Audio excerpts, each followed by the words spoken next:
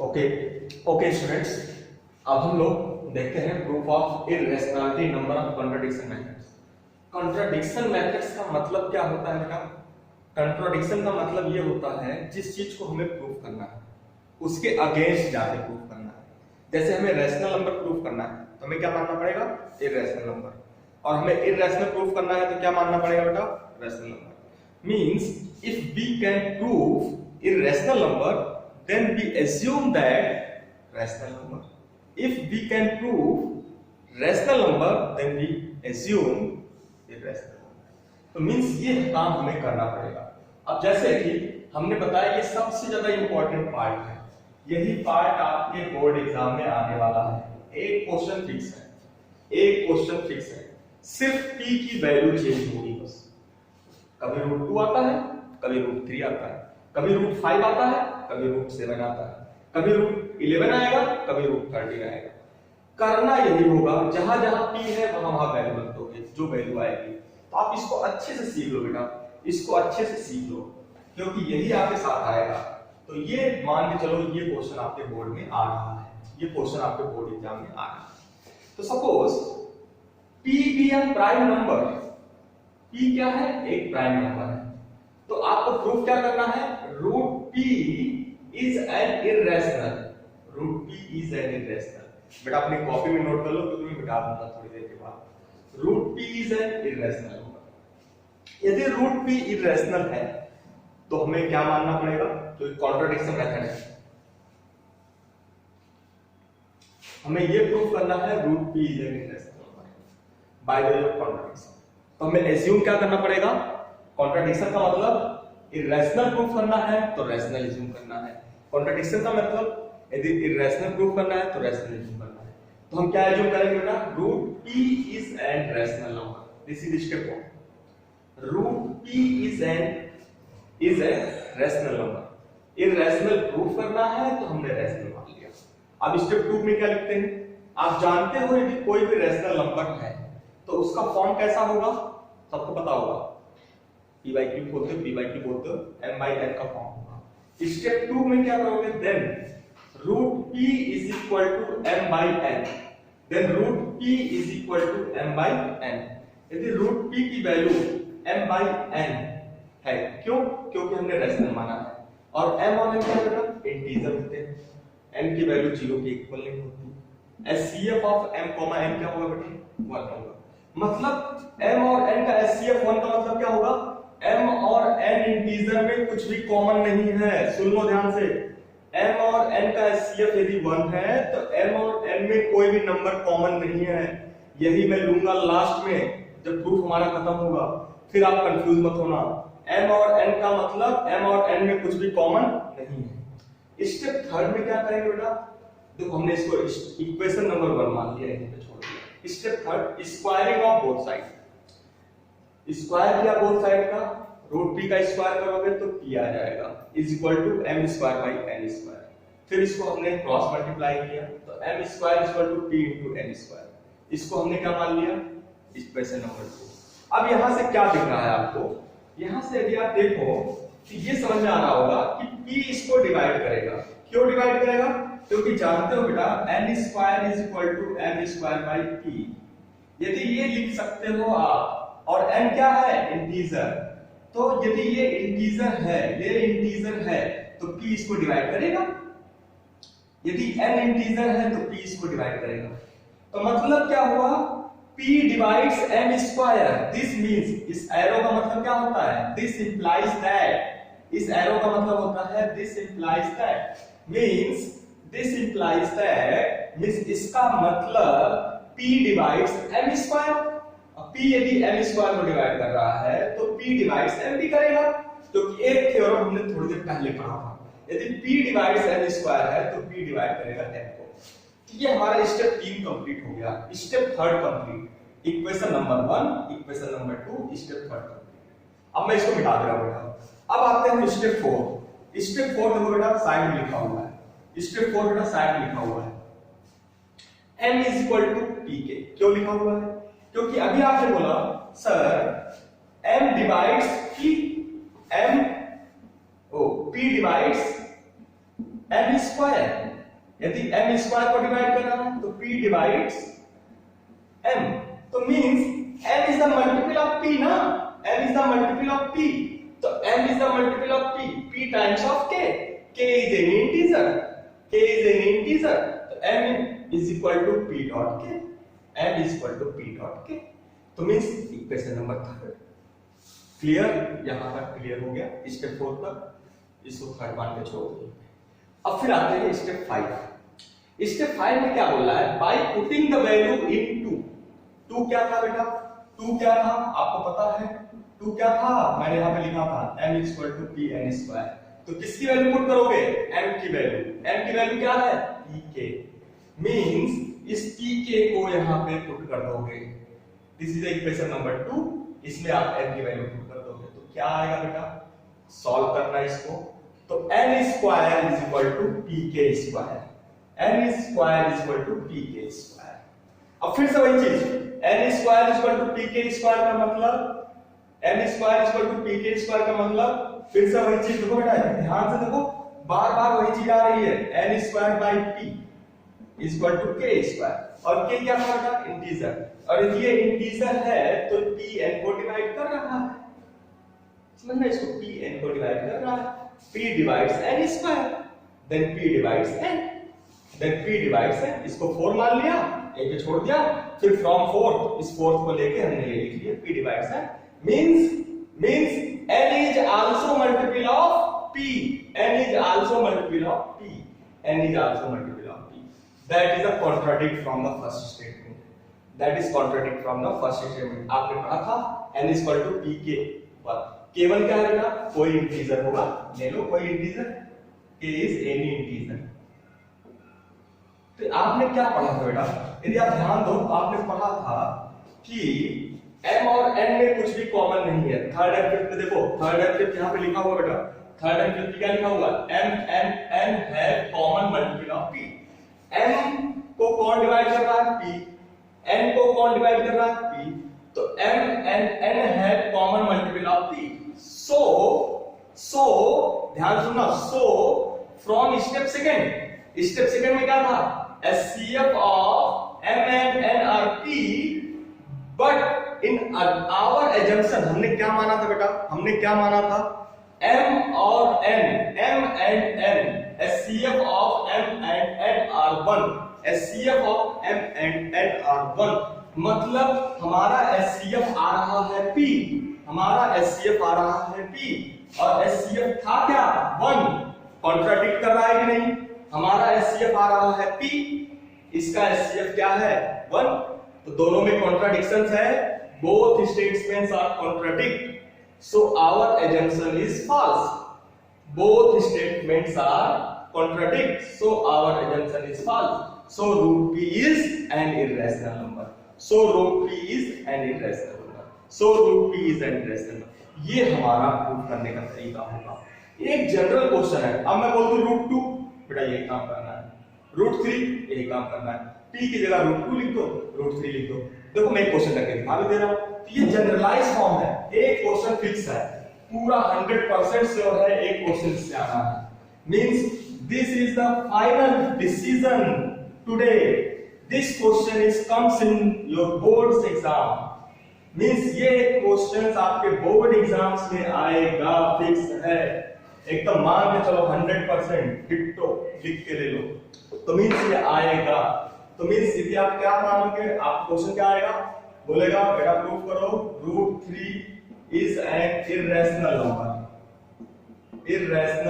Number, आपको क्या proof करना है, root 3 is an irrational number, कैसे करोगे, बिल्कुल क्लियर है, by the use of contradiction method, by contradiction method, तो कॉन्ट्राडिक्शन मतलब जाने, कॉन्ट्राडिक्शन मेथड का मतलब समझ गए बेटा सब लोग, कॉन्ट्राडिक्शन का मतलब समझ गए, कॉन्ट्राडिक्शन का मतलब यही होगा कि इर्रेशनल प्रूफ करना तो रैशनल मानना पड़ेगा, तो मींस स्टेप 1 वैसे ही लिखोगे जैसे हमने लिखा था, स्टेप 1 एक बार क्वेश्चन, 2 क्वेश्चन करना, 3 क्वेश्चन करना सीख लेना, रट लेना एकदम, क्योंकि फिक्स है आना है, तो रूट 3 स्टेप 1 में क्या लिखोगे, रूट 3 इज लेट, पहले क्या करोगे, लेट एज्यूम करोगे, late assume that √3 is a rational number. हमने क्या मान लिया बेटा? Rational number. इसको मान लिया। स्टेप सेकंड में क्या लिखोगे बेटा? फटाफट मैं फटाफट लिखूंगा। √3 है ना, तो क्या लिखोगे स्टेप सेकंड में? Then √3 is equal to m/n। कुछ लोग p/q लिख सकते हैं, p/q लिख सकते हो, क्योंकि देखो बेटा अब यहाँ p नहीं है, तो m/n। m and n are integer, n is not equal to, बेटा ये लिखना जरूर, क्योंकि वो हो सकता है आधे नंबर आपके काट ले। m and n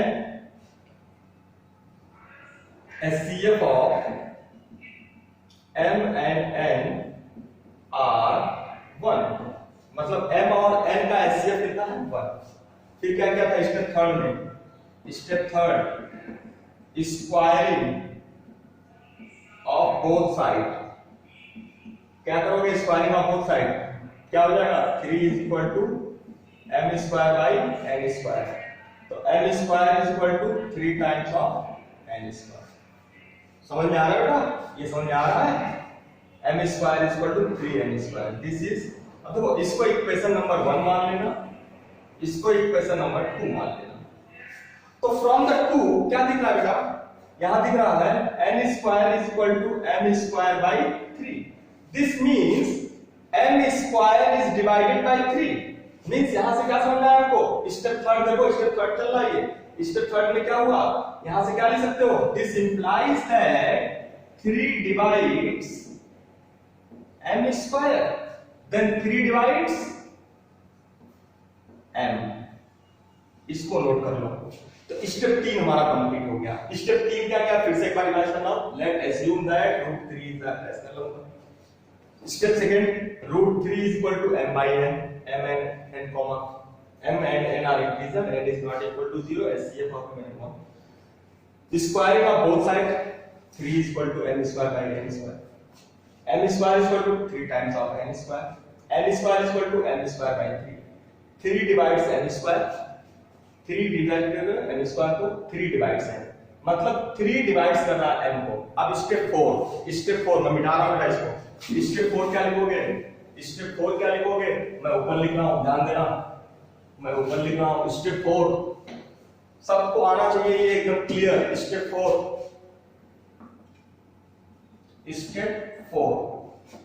में क्या लिखोगे बेटा?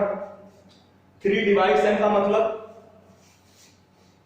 m is equal to 3 times of k.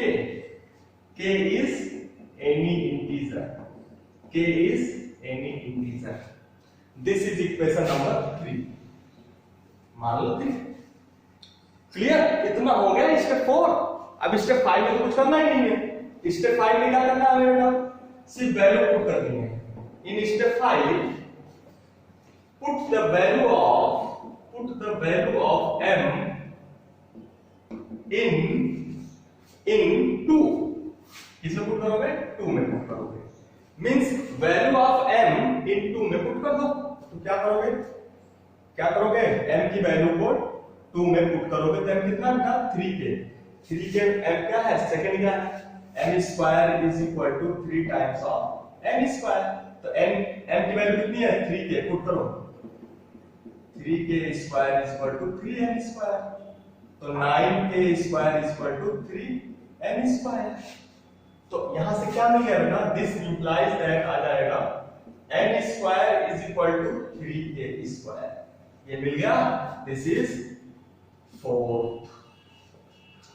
तो बेटा देखो, अब आपका स्टेप 5 भी क्लियर हो गया। स्टेप फर्स्ट में हमने माना, स्टेप सेकंड में m/n लिखा, स्टेप थर्ड में 3 डिवाइड्स n लिखा, स्टेप 4 में m is equal to 3k, step 5 में put the value of m into 2 में पुट किया, मिल गया। अब एक लास्ट स्टेप, स्टेप 5 या 6 बोलो, जो भी बोलो, स्टेप 5 या 6, बस यहीं से हमारा सब कुछ हो गया।